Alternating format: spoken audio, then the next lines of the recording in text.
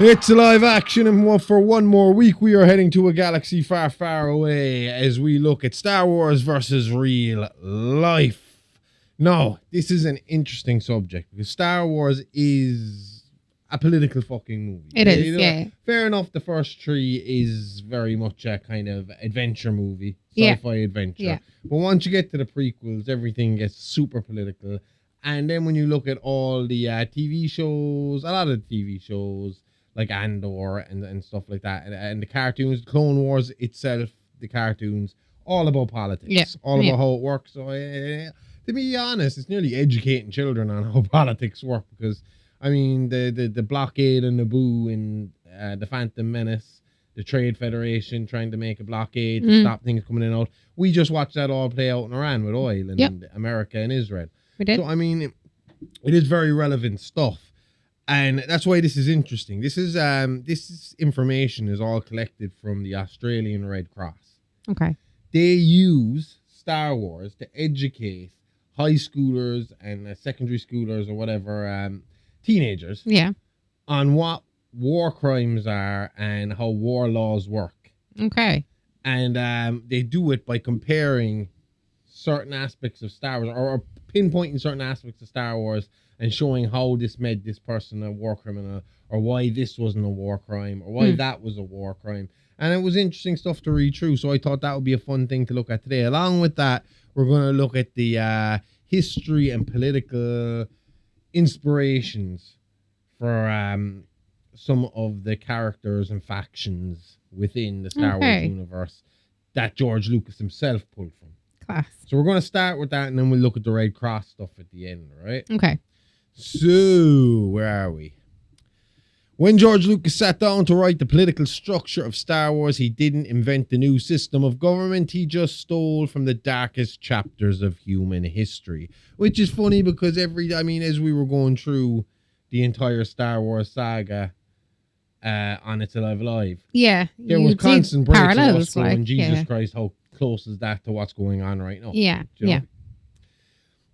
The overarching political tragedy of the prequels, a peaceful republic willingly cheering as it becomes a fascist empire, is a direct mirror of the fall of the Roman Republic. So we were half right here. You said at the end of the show, but when we went off the air, I kind of hinted at who I had read was the main inspiration for Palpatine. Yeah. And then you turned around to me and said, I could have sworn that would be the Romans. And we were both right. It is Caesar and it is Nixon. It's both. I'd say you're more close with Nixon. There's certain dissimilarities between him and Caesar, but then there's major similarities as well at the same time. Well, I think the influence on Nixon is just because of the time. Oh, I get you. Yeah. That was, the 70s. That's when I know that Nixon got kicked out of office in the 70s. Because that 70s show, the first season, they do an episode where Gerald Ford is coming through Wisconsin. Yeah. And Red is chosen to ask a question because you get to stand up and ask the president a question at one of these things. And Red struggles with the idea the whole way through because he's been basically handed the question that he's supposed to ask. But he doesn't want to ask. And then there's a question he wants to ask. And then Eric streaks through the hall while they're doing it. And that motivates Red to step up and man up and say what he was really thinking. And the question is, why the hell did you pardon that crook? That crook, yeah. So, so that's how I know it was the 70s that he was okay. Out. Because I would have put Nixon as a 60s guy. 70s. Well, like if you think that you had JFK, then you'd Lyndon B. Johnson. Then after JFK was assassinated, what, 1963, 1966? 1969? I don't know. I'm not good with presidents. I'm not even good with our own presidents, Amy. I only learned this week that I have been alive for half of the Irish presidents. We've had 10 presidents in Ireland. I've been alive for 5 of them. For 5 of them? So the one we have now, Michael D., the 2 mayor... No. Michael's gone. No, the one we have now, Michael D., then you had Mary McAleese, Mary Robinson. And whoever was before her, I was alive for him. Wasn't Cosgrave, no. Because it was 1990 when Robinson came in.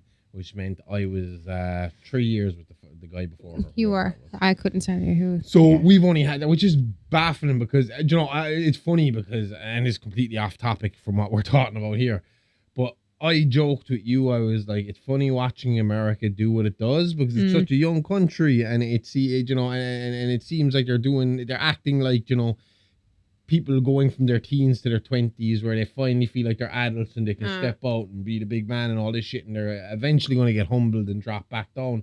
And I forget that technically we are we're a young republic, but we're an older country. Oh, an ancient nation, but in terms of a structured government, we were just over 100 years old. Just over 100 years. I mean, like we were this time last century, we would have been a free state still, wouldn't we? Wouldn't we even have been a republic? 110 years. 1916. 1916, yeah, but we went into the free state and then we became a republic. Oh, it would have been the 20s, wouldn't it? The early 20s? Was when, so we stopped being a free state in, when did Ireland? Before that, we were just a scattered bunch of fucking lunatics. Yep, fighting each other constantly. Yeah, we became a republic on the 18th of April, 1949. So it is a relatively really new structure for the country. Which is why we've already had 10. Yeah. And our presidents get 7-year fucking runs. So runs, potentially 14 years. It's One of them, Mary Robinson, only did 7. Yeah. Anyway. So where was I with this? I'm lost now. So Right so we direct mirror. So the empire, the fascist empire, or the republic willingly cheering on as it becomes a fascist empire, is a direct mirror of the fall of the Roman Republic. Just like Julius Caesar used manufactured military crises to accumulate emergency. I was about to say energy. Accumulate the forced energy to take down the rest of Europe.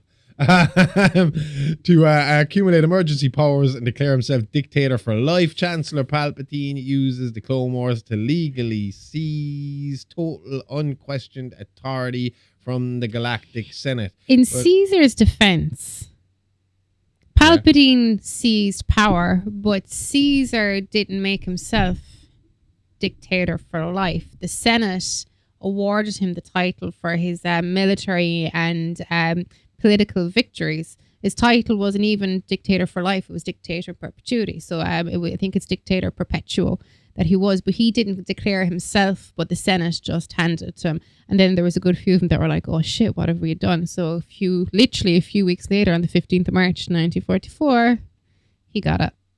Well, technically, Palpatine didn't do it himself either. Because it was his altar. Did it. Oh, you're dead right. Jar Jar stepped up you sneaky and made the fucker. suggestion that he should have the emergency powers. And then they gave him the emergency powers. And then he prolonged the war to retain the emergency powers. And then framed the Jedi as trying to perform a coup to take over the Republic from him, so that they could run the galaxy. So Palpatine had to put a bit of work into it, really. At the end. We went through all this. The Sith had to do it for 1,000 years. I know they did, but what I'm saying is at the very end, it was kind of like a well-played hand. Yeah, well, again, that is kind of the plan. And I suppose there's nothing to say that Caesar didn't plan this and, like, put little hints in his chancellor's ears, as in, it'd be cool if you gave me this title. Because they were only every 6 months you get a new a new one of him, like, basically 6 months. Every 6 months. It's because they didn't want to go back to a monarchy. They didn't want to go back to an emperor because their emperors were famously batshit. So they every 6 months you get a new one of them.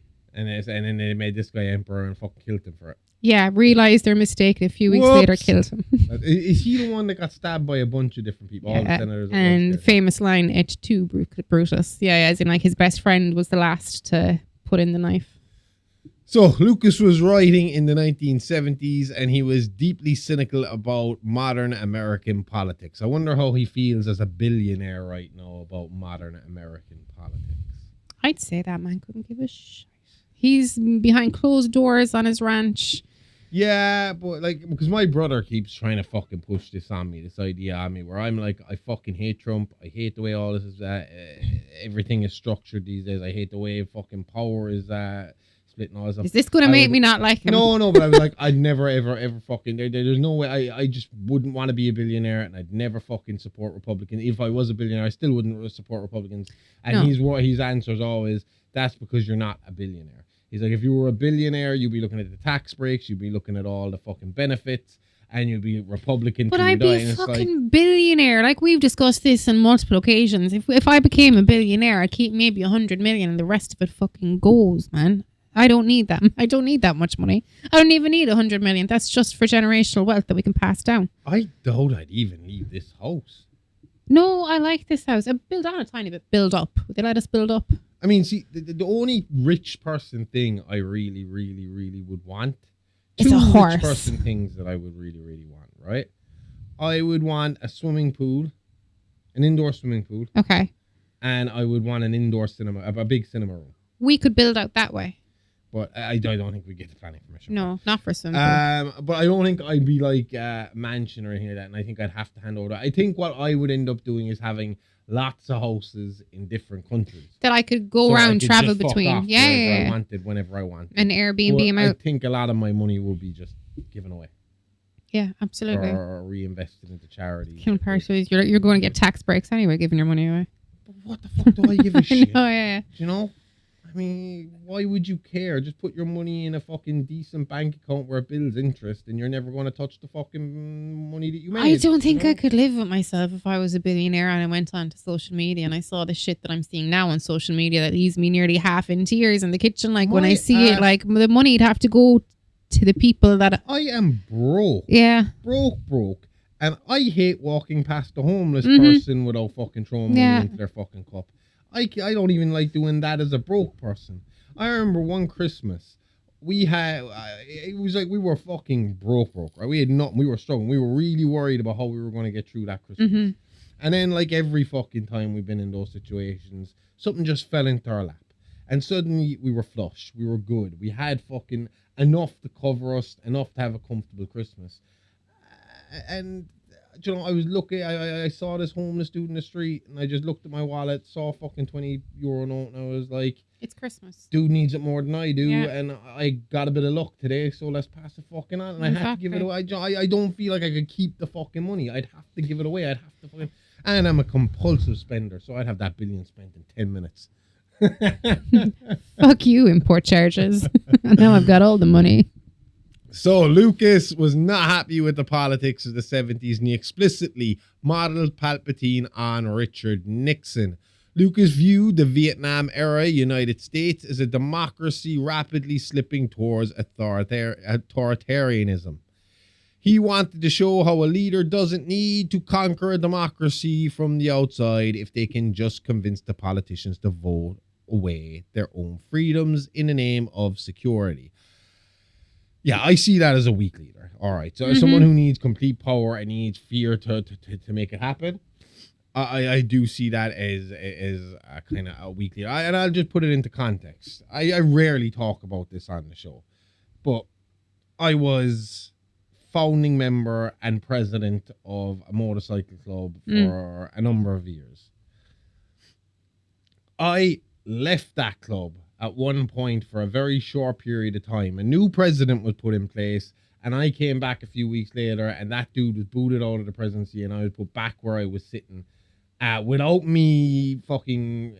I remember that, yeah. Because, and we actually lost members over the years because their inability to be political the way I was able to be political. We'd have like it was like highly political in the sense of it's like what you see in, I hate comparing it because the other bikers fucking slag about it, but it's only because you wear Red Runners. When everyone's sitting around the table and everyone gets a vote, right? And we were very democratic that way, and we always had it in the rule book. It was like, whatever the vote fucking lands, we had a fair vote. You gotta run with whatever the decision is. We're a team, okay? Yeah. That's the way this works. And what would happen is we'd have a discussion. We decide to walk away for a week to let everybody discuss and think about it. And then you come back and vote. And then we come back and vote. Whoever was voting against me always took that to mean like, all right, nobody's to talk to each other. We're all to just go home and think about it.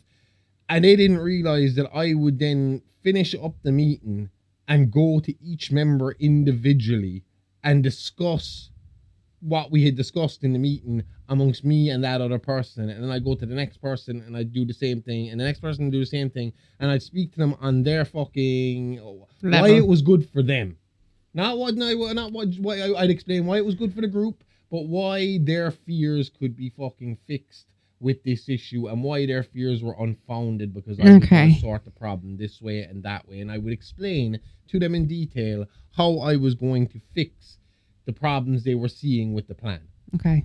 And then when the next week came around and we had to vote on it, and I won the vote nearly every fucking time I'd win my vote, and the person who lost the vote would get in a hissy fit and bitch and moan about it for a while, and then they get the fight. The real ones would get the fuck over it, and the ones who were just power hungry fucking assholes would kick up and fucking leave. And it's like, dude, fucking, we had a democratic vote about it. Just because I politic better than you doesn't mean that you had just as much opportunity to walk around and plead your case as I did. But you didn't. You chose not to. And that's the thing. And what they do is then they'd sit at the fucking table, and when I'm giving out my fucking version of how I see the thing, my side of how I see the plan going, they'd be looking for all the negatives, every little negative they could pull to try and to scare everybody else in the table to fucking change their fucking mind. And I see that as the sign of a weak leader. If you have to use fear and that kind of tactic to try and get your fucking way, then what kind of a leader are you? You should be able to go in there and put people's minds to rest. And on top of that, I didn't just go to people individually and try and trick them into seeing my view. I'd listen to what they had to say. Okay. I'd listen to what their fears were in the situation, and then I'd put their mind at ease about those fears. And if they had a genuine fucking thing that I couldn't fix, it was right, we need to workshop this and let's talk about it. How can we fix that Let's problem? have a dialogue about this. No, but how can we fix that issue? Yeah. So we need to fix that fucking No, issue. I get you. Do you know? And that's it. I mean, when I see guys like Donald Trump and Netanyahu and Putin and all this stuff, and it's all fear-mongering bullshit, I just look at it as you're the weakest, pathetic fucking excuse for a human fucking being that's walking. How the fuck did you get into such a powerful place, a powerful position? Yeah, it's still beyond me. Yeah. But money talks. Unfortunately. Do you think he paid his way? Huh? Do you think he paid his way? I think greasing a few fucking palms definitely helps you on your way up the fucking ladder, yeah. You know? So once the empire is established, Lucas needs a visual language that the audience would immediately recognize as pure evil. Oh, well, this is an obvious one. We all know this. Without needing any exposition, or pure evil without needing any exposition. So he used the Third Reich, which I think is even more obvious in the sequels than it is in the originals. It's very obvious in the uniforms. Well, that they wear, yeah. I mean, do you remember when Donald Gleason is giving that big speech? Yeah. Everybody saying that, like, whoa, fuck. All right, and the flags, the red and black, everything is very. You can tell from the sequels where it's going. Oh, exactly. But I would say maybe it's a little more veiled in the original series and the prequels, where you're kind of watching one man manipulate fucking things, and there's a lot of magic powers going around. Yeah. That's kind of diluted a little bit more in the sequels, because really you only have two people with power, force power, openly in the sequels at first, in Kylo and Rey. Oh, you know? Yeah. You don't have Obi-Wan Kenobi, you don't have Yoda, you don't have so to start with, it's a bit more grounded, so you can really see that fucking Nazi level shit fucking walking on in. So the visual design of the Galactic Empire is unapologetically steeped in World War II imagery. The grey and black tunics, the riding boots, and the flared helmets of the Imperial officers are nearly identical to the uniforms of the Nazi party. And say what you want about the Nazis, they were bad at a lot of things, but fuck me, did they know how to dress. They were dapper. It's one thing you can't take away from the Nazis. They had a good tailor. Well, yeah, to be fair, was it Hugo Boss? or Calvin Klein? Calvin Klein is a bit up in the years. 2 seconds. I know this is a famous designer. I think it's Hugo Boss. Almost certain. So even the terminology, while Bunny looks that up, even the terminology is lifted directly. Hugo Boss. Yeah, I thought as much. Even the terminology is lifted directly from history. The faceless white armored foot soldiers of the Empire are called stormtroopers. And anyone that knows their World War history will know that stormtroopers were basically German fucking soldiers, right? Yeah, they were. The stormtroopen. Specialist shock troopers of the German army in World War I, and later, I can do this, Sturmabteilung, the original paramilitary wing of the Nazi party. So, because World War I is a little bit, I don't know as much about World War I as I do about World War II. I know that they had a Kaiser, which I assume was like their prime minister, right? Or president. It was Kaiser Wilhelm, wasn't it? Or Is that no? his actual name or is that his title? Oh, no, sorry. Kaiser is a title. That's It's what like I a thought. king. Yeah. It was that was So starting why with Franz didn't Hitler Ferdinand become was Kaiser Hitler? Kaiser for life. He preferred mein Führer, which I assume is my emperor. Führer is, I'm doing a lot of Google. Führer I would meaning assume it's my emperor. He was trying to build an empire. leader or guide. So I would assume that, yeah, he was trying to build an empire, but he didn't want a monarchical title, let's say. He didn't want. Oh, why Kaiser was more of a king queen kind of situation. Oh, was it? yeah. Okay, so Lucas relied on the collective real It's world. emperor in German.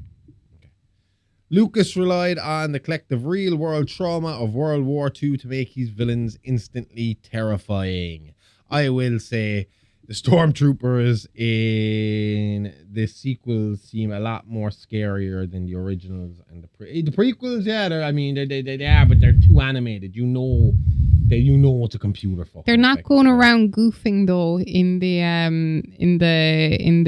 the first trilogy. You know, as in the other trilogies. Well, see, the thing about it, in the original trilogy, they're not used as much. They are literally just running bodies that shoot lasers. That's it. They don't talk a lot. There isn't a lot of discussion. I mean, the only real dialogue a stormtrooper has in the originals is when Obi-Wan Kenobi shows the Jedi mind trick for the first time. Yeah, but that clip that keeps playing in my head of your man bumping his head coming out of the door makes him seem kind of bumbling. I was just about to say it. It hurts him a tiny bit. Takes it away. Yeah. And obviously it was a mistake. It's only a very time. I mean, don't get me wrong. It's a split second, but since I copped that, I've been like, idiots. Was it me that showed it to you? I think I saw it on a list first, and It a was a list one friend of time, mine. but I saw it back when the special editions came out. oh yeah. I didn't notice it.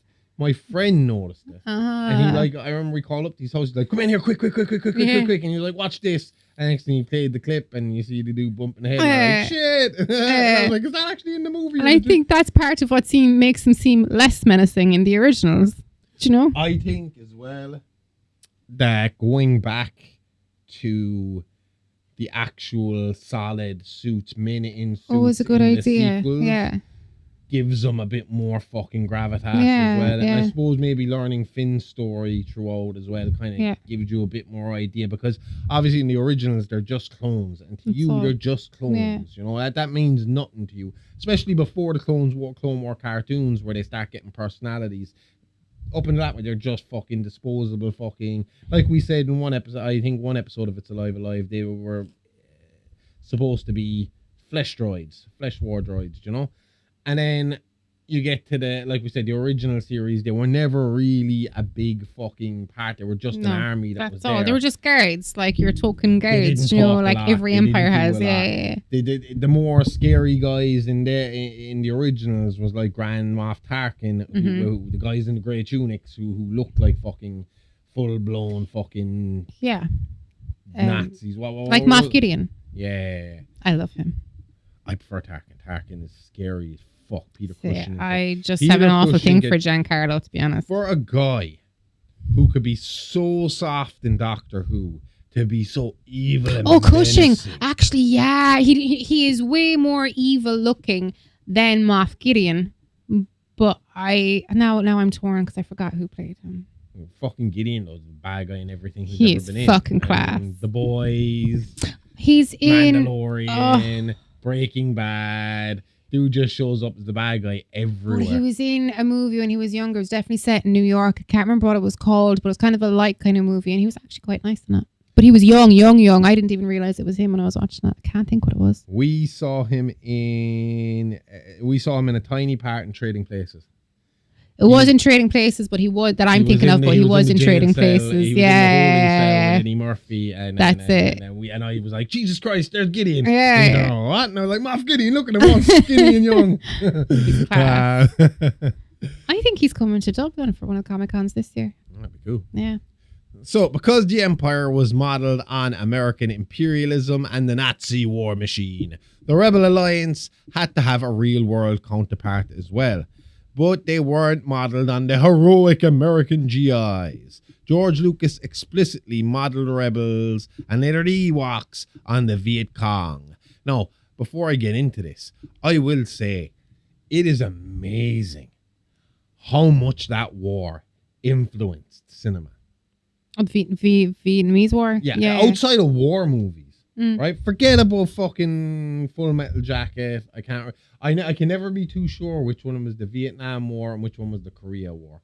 I think Nam was Full Metal Jacket. But you look at forget about them. Forget about the war movies.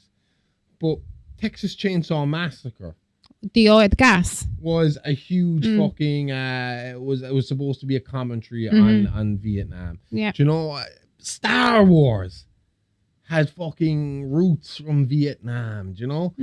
Now, what's funny here is Lucas viewed the central conflict of Star Wars as a technological superior, heavily mechanized, arrogant superpower against a bogged down and humiliated by an unconventional insurgent guerrilla force operating in a jungle environment.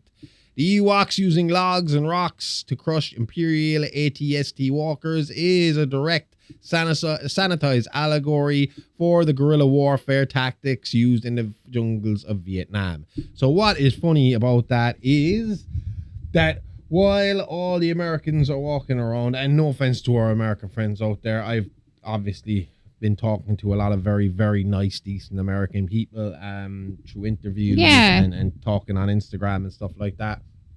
But it's funny that the super patriotic Americans were going out buying toys for their kids who were then playing with these little Vietnam-inspired fucking toys to beat the fucking imperial machine. You know, so it's funny how he kind of managed to play that in. Yeah.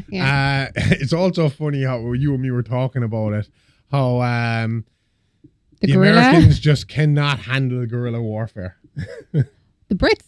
Well, yeah, the Americans can't either. The modern Americans can't. The Brits, yeah. It's like, I mean, well, like they lost in Korea.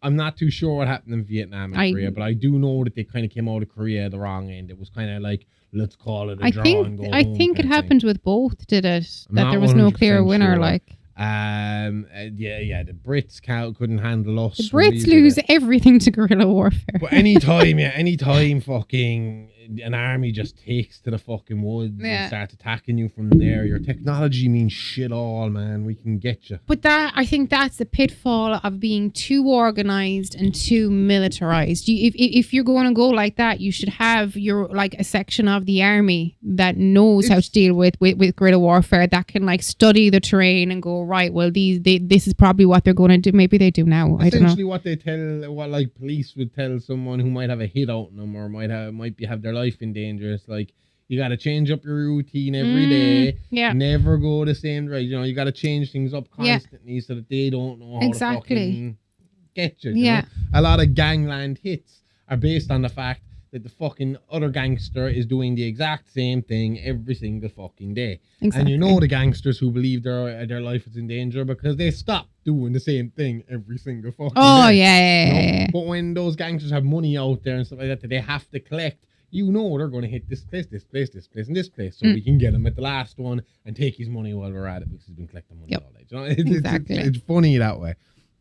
But so I just think it's funny that You know, and that's the thing as well. People bitch and moan about the Ewoks, these little fucking teddy bears. Cutie pies. Getting the one up on the Empire. But again, you have to remember, they're in their terrain. They know the area. They know they've been living amongst these woods for fucking years. They for generations. Their home is up in the trees. Yeah. So, I mean, you put an army that's used to fighting in valleys and on plains, and you put them into a forest, and if you know what you're doing, you have them disorientated in 10 minutes. Like, do you know, height and strength means nothing. Yeah. If you don't have the tactical one up on them. Yeah. I mean, I'm pretty sure it's in there in fucking The Art of War by Sun Tzu. You know your terrain. Oh, yeah. But that's it. Like, yeah. Because they're going to know their terrain, and they're going to fuck you up with it. You think the Americans would have learned, considering that is what won them their country against the British, was guerrilla warfare. The British couldn't handle guerrilla warfare during the American War of Independence.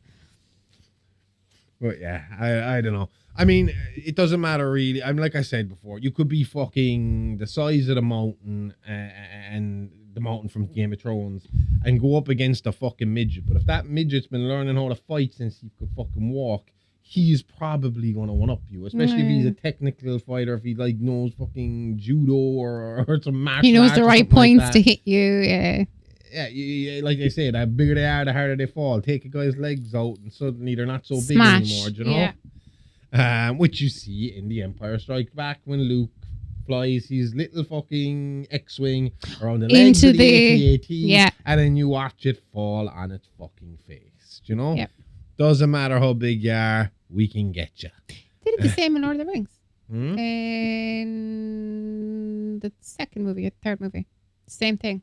Same kind of idea. You take out the legs of the massive elephanty thingies. I don't know what they're called. I have no idea what you're talking about. Okay, cool. I've never gotten that far into Lord of the Rings. That disappoints me every time you say it. I promise you I will sit down and watch them with you properly. Because, they are, I mean, like, realistically, judging off of everything else I like, Lord of the Rings makes sense to me. I enjoyed the first movie, but when the other movies came out, I kept falling asleep during them. I don't know why. I can't explain it. It's not something that happens to me regularly. I'm usually well able to stay awake. I was a teenager when they came out. But I mean, like, the second one, I fell asleep every time I tried to play it. Because one of my best friends loved Lord of the Rings. Yeah. So when the third one was about to come out, he was like, take the DVD and fucking watch the second one. Because I kept falling asleep. And it just kept happening to me again. I think they're quite soothing movies, though, and that maybe that's why. I know that there's a lot of war and stuff in it, but to me, I find them soothing movies, so that could be it. We went to see the third one in the cinema. I think I might have fallen asleep during it, but I do remember feeling that the ending just never fucking stopped. It felt like they all said goodbye to each other. I was about to get up off my fucking chair. The scene would change and the same group of people would be standing around each other saying goodbye to each other again. I'm like, what the fuck? And that happened like 3 times before I was like, is this ever going to fucking end? They had a lot of goodbyes to say. There's 9 of them, like. Fucking hell. Anyway, all right, so this part is a bit obvious and we've discussed it before. But let's talk about what the Jedi and the Sith are based on. The Jedi Order is one of the most recognizable pop culture institutions in the world, but it is certainly stitched together from ancient warrior monks and strict martial traditions. The primary influence is feudal Japan. Lucas based the Jedi directly on the samurai, which I think is extremely obvious. Oh, very obvious. Absolutely. I mean, the way they move and the swords, the clothes they wear. I mean, and we were talking about it on another episode of It's Live Action, and we were just saying how you could see in Andor that the richer people in the galaxy, in Coruscant and stuff like that, kind of very Asian, like far east. Even down to putting that weird fucking headband on that gave them the fucking top knot that they didn't really have for the wedding scene. But I know that has a name. I can't think of the name. Anyway, so the Jedi's focus on absolute duty, emotional detachment, and the mastery of the sword closely mirrors Bushido, a samurai code of honor. So, and in fact, the word Jedi is widely believed to be derived from, good luck with this one, Jedi, I can do it, hang on, Jedakiki. Yeah? Yeah, I'd say so. Jedagiki? Jedagiki. I don't know. which is Japanese term for period piece dramas about samurai warriors. The exact type of movies by Akira Kurosawa that inspired Lucas to make Star Wars in the first place. I got to check out some of this dude's movies. If I'm not mistaken, he made Seven Samurai. You made what? Seven Samurai. That would be one of those movies, a period piece samurai movie. I'm almost certain. Seven Samurai. 2 seconds. What's the name? Seven Samurai. I think it's from like the 1954. What was the one with 7 that I saw? Seven Deadly. Oh, that was fantastic. 7 Deadly Venoms. That was it. Yeah, I remember seeing parts of that with you. But yeah, no, he did the Seven Samurai. So that was made in 1954, and it's about a samurai that gathers 6 men to protect his village from cruel bandits. So that would be one of those period pieces as well. That's a hugely famous movie. I want to watch more samurai movies. I really like kung fu movies when I watch them, and samurai movies when I watch them. And it's just like, it just feels like, there's certain, it's my fault, it's not you, but there's certain movie types that I'm just like, in my mind like creeps up and like, she won't want to watch that. Have I ever said to you? No, but that's what I'm saying. I said, this is a me thing, not a you thing. I'm always usually very open. Really, it's like, yeah, throw it on. If I don't like it, I don't like it. I don't really understand why I go that direction, but there's sort of certain things. I think. And whenever you have put on samurai movies, I've generally loved them. I think it's more of a thing from before we were doing all this horror stuff. That your taste in horror before we got into podcasting was more gothic horror, gothic Victorian, horror, period horror. I love paranormal horror, really old, but paranormal again, it isn't really a gory affair. Usually, it's usually like it's stuff moves. People get scared. People scream. I think it's easier to look at gore as you get older. Well, for me, so I think it is kind of from that where I could see sometimes the grimace in your face when I would say, let's watch this extremely violent fucking movie. And you're just like, okay. Sometimes it's just to kind of not wind you up, but to have a bit of fun with it. Do you know that kind of way? Because I can kind of like half know what you're thinking. But it's 10 years ago, it was a genuine, okay. I just said, okay. That's because you watched my one. I slowly but surely transformed her into the horror hottie you see right here. Just like I have been watching Pride and Prejudice now. You're fucking balls. And Zombies. I watched Pride, Prejudice, and Zombies, and I can't remember a second. You watched The Favourite. And Outlander. Which one's The Favourite? Is that the one I fucking hated? By Yorgos, I can't think of Begonia director. Fuck me. I promise it's really funny. I know. It's a parody. I didn't say it was really funny. It's a parody. Part of it is parody. Well, I didn't understand the parody. Sorry. I hadn't seen any of them. Well, you should go watch some more period dramas and then we can revisit that. Anyway, so their physical movements, mystical connection to the energy and secluded temple lifestyle also heavily borrow from the real world Shaolin monks of China, or as we know them, the Wu-Tang Clan. That is true. And also, this is another influence which I think you'll enjoy. And when you see the correlation here, Friday the 13th correlation makes real sense. Oh no, I know what's coming. Oh my god. So, okay. Organizationally, the Jedi Order is based on the tragic history of the Knights Templar. Like the Jedi, the Templars were a massive monastic military order. They were heavily armed. They swore oaths of poverty and chastity. They answered to a council and they held immense political power. Yep. And just like the Jedi, they were wiped out by the state. In France. In the Star Wars universe, Palpatine issues Order 66, branding the Jedi as traitors and having them slaughtered overnight. In the real world, on Friday, October 13th, 1307, King Philip IV of France secretly issued Order 66. No, he issued orders to arrest, 66. Torture, and execute the Knights Templar across the country, seizing their assets and erasing them from history in one swift, brutal political purge. And that's why we have Friday the 13th. Really? I was just about to ask you that. Yeah. Is that why, how that came about? Yep. And tell me, the Knights Templar, were they started for the Crusades? Specifically for the Crusades? As far as I know, they were. They were... it's their logo. Their cross, the Templar cross. To be honest with you, up until we watched that show with Mark Hamill in it, which is funny, Mark Hamill was in the Knights Templar show. which never came back for another season. It No, a that really was good very fucking show. disappointing, actually. But up until we watched that, I just always assumed they were Brits. I'll show you. I mean, how. it's white with a red cross. I just thought they were Brits. You see. Oh, yeah, no, I can see that. The St. George's Cross. Yeah. Even in fucking Robin Hood Men in Tights, when Patrick Stewart comes back at the end, that's what I thought. I thought, oh, he's an Englishman. There's the English fucking cross. There it is. It's slightly different, but they were created because after the First Crusade, it was quite dangerous for people wanting to go on pilgrimage. So they were created to escort Europeans to Jerusalem going on pilgrimage. And then, obviously... Watch out for the Muslims. Yeah. Oh, God. Christians are hypocrites. Christians are assholes. So it's interesting. I never knew that. I never knew that about the Knights Templar. I never knew that about. I think that quite a lot of them were burnt on Friday the 13th that night. Like bonkers that Order 66 has real life fucking. They were all just not kids though.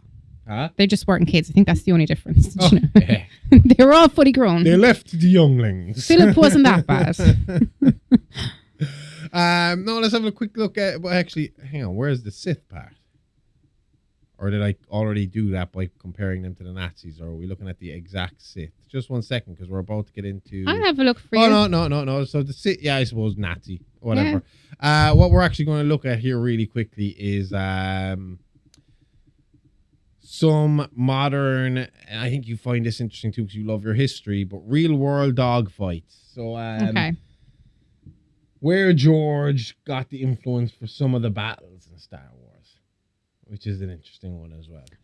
Okay. So, before we put the Star Wars universe on trial, which we'll be doing next, we have to look at how George Lucas directed his space battles. The climactic Death Star trench run in 1977 wasn't born from Lucas's imagination. It was directly lifted from real historical aerial combat. Lucas based the X-Wing and TIE Fighter dogfights on the Battle of Britain, recreating the exact maneuvers of British Spitfires even, clashing with the German Luftwaffe. To explain what he wanted to his effects team, Lucas literally spliced together old World War II gun camera footage into the rough cut of Star Wars. Yeah, when you think of the Spitfires going all right and the rapid fire bullets come out of them, it's very, very yeah. The actual trench run itself is directly inspired by Operation Chastise, known as the Dam Busters Raid of 1943. In a real-world mission, the RAF 617 Squadron had to fly their heavy bombers dangerously low through heavily defended narrow channels to drop a specialized bouncing bomb onto a highly specific target. Identical to what they had to do. So what to you're destroy saying, the Death Star. that was what I was going to ask. It's the trench into the Death Star. Yeah. Okay, The that makes sense. Mental, isn't it? It's fucking crazy. All this fucking sci-fi shit can be brought right back here. And there I was gushing over George R. Martin, fucking and all his inspirations, and George Lucas is that, yeah. It's all historical. And I think, what was I going to say there? I was about to say sorry. Something. No, you're okay. I mean, I talk a lot. Pardon me for talking on this podcast. Whatever about seeing the original cut of Star Wars. Yeah. I would love to see the cut with the World War II footage spliced in. I wonder, is it just crazy? That'd be bonkers shit. But that's crazy. You know, this isn't just stuff that he just picked out of fucking the blue air. And I mean, I can see that when I'm writing and stuff like that. That's literally what I do for our podcast. When I'm sitting there and it's like I need to fill in the gaps of a serial killer, like Michael Myers or Leatherface or whatever. What did the Germans do to Britain in 1942? I go look for a serial killer that is closest to this person, and I try and see where the inspiration, or I look up who the killer was, who the character was inspired by. Like when Carpenter was writing Michael Myers, who was he thinking of when he did it? Because I mean, I've always said it to you when we did Last House on the Left. If you listen to our Last House on the Left series, you can hear me almost excitedly doing the first part And by the time I get to the You were second disgusted with part, yourself. I couldn't fucking. I struggled to get through even performing it. Yeah. Because I fucking went away and decided that these people in Last House on the Left have to be disgusting. We don't have a backstory from them. For them, I have to write the backstory. So now I want to compare. I want to compare it to someone absolutely with no redemption arc, no fucking possibility of you having any remorse from or feeling sympathy from. Who am I going to go with? Leonard Lake and Charles Ng. So I spent 2 weeks fucking with those two pricks, fucking reading all the shit about them, watching all the videos that were out there about them, because we were watching a movie the last day and they popped up and I was like, no! You were like, this has been scrubbed from the internet. Yeah. It said it on the video. This is stuff that I was like, it hasn't been scrubbed that long. I saw it like a year ago. Yeah. I'm happy they only showed what they showed. I was kind of being, I was prepared for a lot worse. There's no kill stuff out there. It's usually them just kind of fucking with the woman. And what's funny is, that was the second one I've seen. Neither of the women really took the shit seriously. It's like they didn't believe it. It was like they were very calm and just like, just get on. Maybe they thought they were just fulfilling a fantasy. Well, essentially that is what he was doing. Well, yeah, but I don't think maybe the women thought that they were going that far. Was to have a little kill room in his house that he could torture women and kill them and get away with it. Are the two of them where that famous Winona Ryder lookalike picture comes from? It's a heartbreaking picture. You can see her. They've obviously put her in a dress and she's like this towards the camera, but you can see her face is fucking terrified. So, yeah. That picture gets me every time I look at it. They'd invite the family over, kill the kids and the husband, and then take the wife downstairs, and they would tell her, "We have killed your fucking husband and children, and we are going to fucking do what we want with you." Okay, let's change subject. So yeah, they were not nice guys. No. Leonard Lake was a pussy that dropped the cyanide pill before he could be, while he was in jail. Before he kept the cyanide pill like old school. He was a prepper in there. So he kept it hidden, and he just bit down as soon as he. What a cowardly piece of fucking shit. And Leonard and Charles Ng is still in prison. He's doing courses, isn't he? That's the first thing I thought I heard of. Fuckhead. Right. So let's finish up by looking at what is a war crime and what isn't a war crime. Thank you, Star Wars, you criminals. Even the Jedi have done some bad shit here. So the Red Cross and the Geneva Convention. Because George Lucas based all his warfare on real history, it only makes sense that real-world legal experts eventually put his movies on trial. To educate the public on the Geneva Conventions and international humanitarian law, the Australian Red Cross routinely used the Star Wars universe to teach complex legal treaties to regular people. The Red Cross legal analysis starts with the Galactic Empire and the destruction of Alderaan. Obviously. No shit. Imagine the Australian Red Cross. Do not destroy planet. Moff you will be arrested. Tarkin was 100% right to do that. That was full of insurgents. Had to be taken down. According to international humanitarian law, Grand Moff Tarkin commits the ultimate real-world war crime. Duh. Under IHL, all weapons used in a conflict must be discriminate. So we're not even talking about him blowing up the fucking thing here. This is just the actual Death Star itself.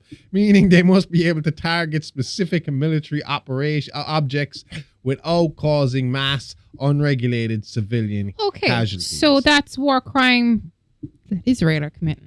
Oh, yeah, 100%. Yeah. Okay. Yeah, I think we all know he's a war criminal. No, I know that, but narrowing it down specifically is interesting. So this is a huge one. I mean, like, yeah. The weapon you have cannot be a weapon of mass destruction. It has to be. It has to be a weapon that can pinpoint military. Obviously, I know what they're doing with their bombs is wrong. I just didn't know the law behind it, the terminology. Say. But see, that's where Israel kind of try and bypass it by saying, "Oh, we're only bombing hospitals because that's where the terrorists are hiding." But it doesn't fucking matter if they. But surely by that law, it should be a fucking drone that wanders in and fucking kills that terrorist and fucks off again. Yeah, I know, but I'm saying, like, if you want to try and get around it by using that as an excuse. But that is their excuse. That's how they get it. That's how they get around. Try to get around this law.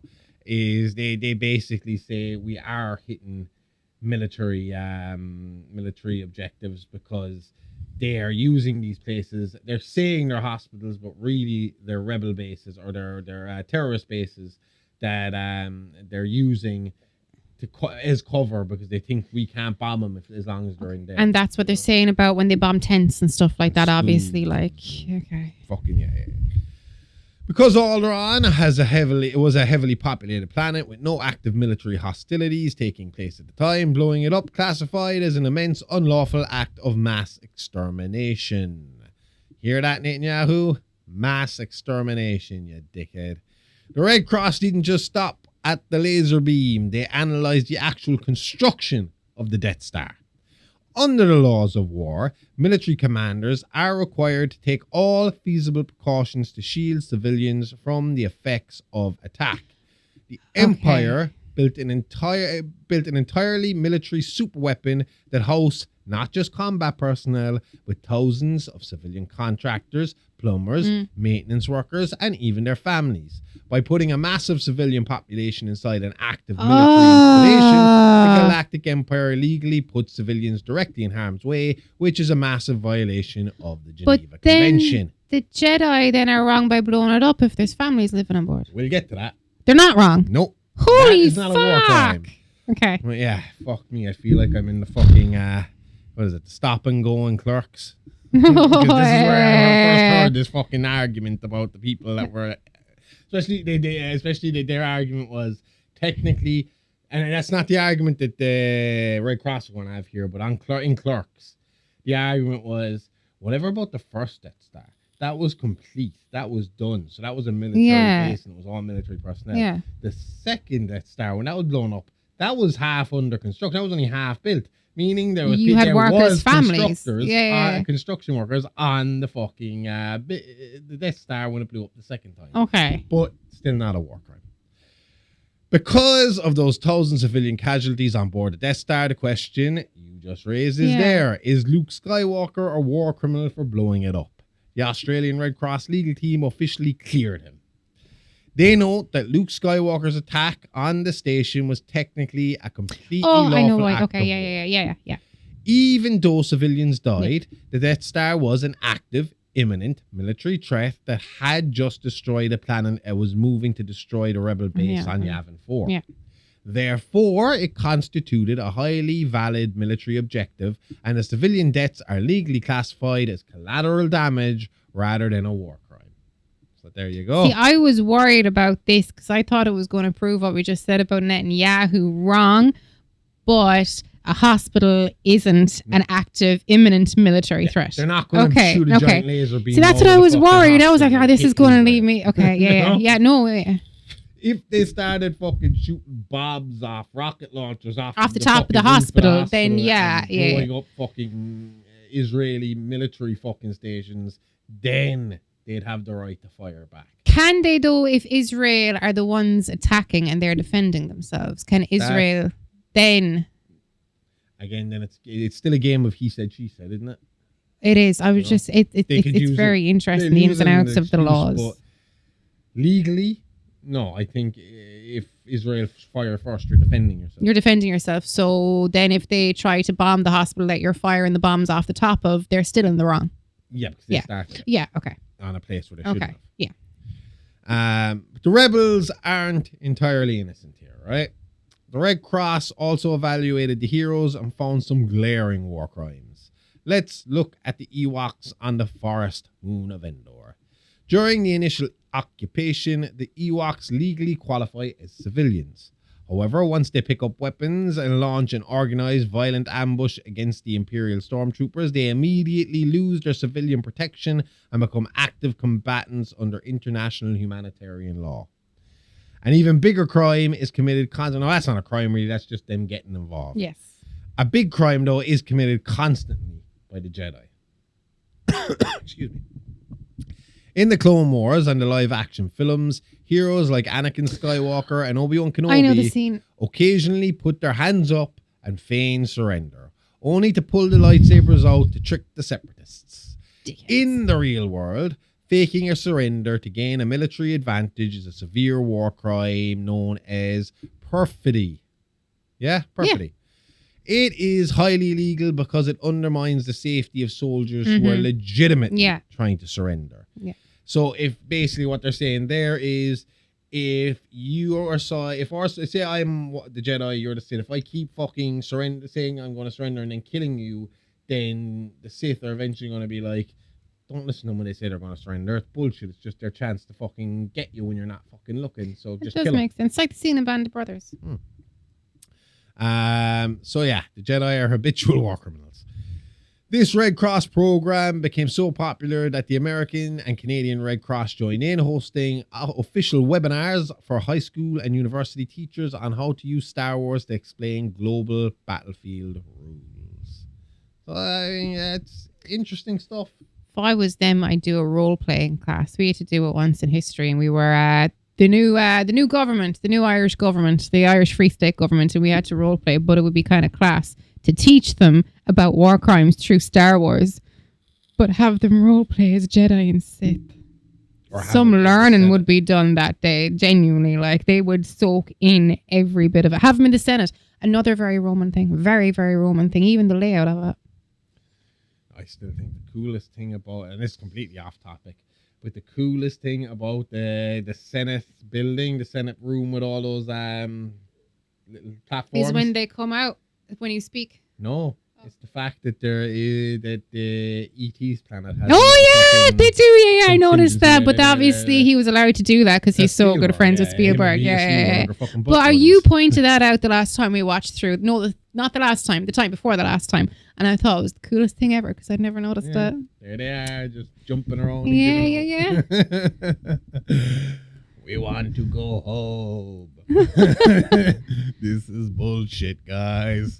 No, I do. Yeah, I remember now. So yeah, quick run through there of real modern or real life military influences and the crimes committed by both the Empire and the Rebels. Yeah, I thought it was interesting. I thought it would be a fun kind of change from what we've done over the last few weeks, where we've been kind of delving into the movies. No, I enjoyed this. I enjoyed all of it, but this one was interesting.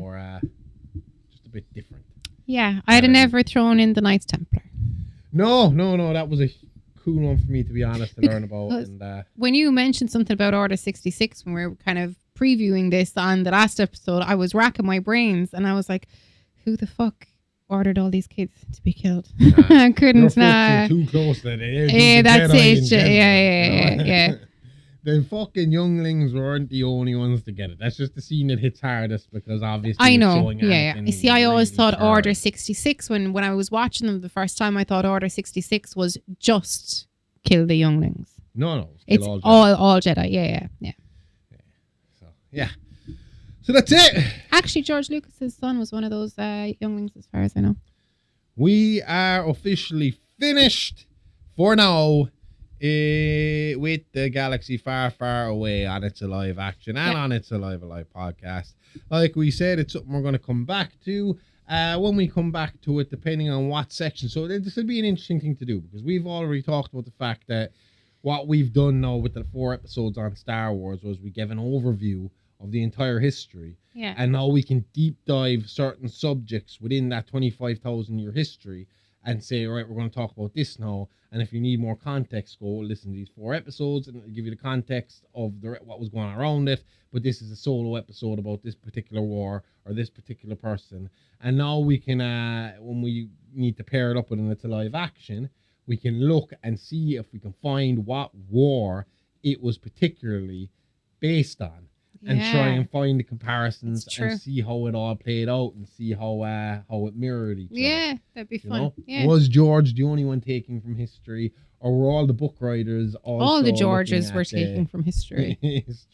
All the Georges. Too many Georges. That's what really happened. They say these books were written by like loads of different people. Really, George Lucas just went to Camino, had a bunch of George Lucases made, had them raised really quick, just like Jango Fett's clones, and then they just rolled them all out and fucking got them writing books. I meant George R. Martin. Well, they could do that. They need to do that with George R. Martin. R. Martin. Actually get their book done. So that's it for this week. We will be back next week with more tales from the Horrorverse. See you all then. Same Live Lifetime, same Horrorverse channel. Okay, love ya. Bye-bye. Bye.